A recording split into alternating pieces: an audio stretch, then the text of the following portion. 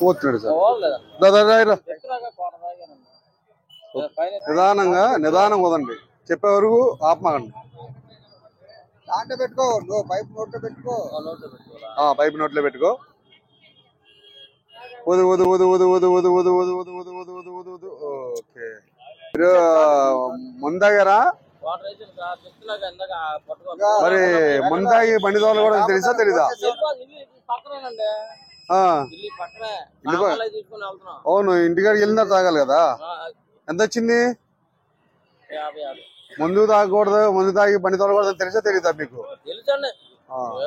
అందుకని తాగారు కాబట్టి వాళ్ళ బండి మీకు ఎవరు, రేపు పొద్దున రండి, రేపు పొద్దున ఇస్తారు. ఓకే ఓకే, దా.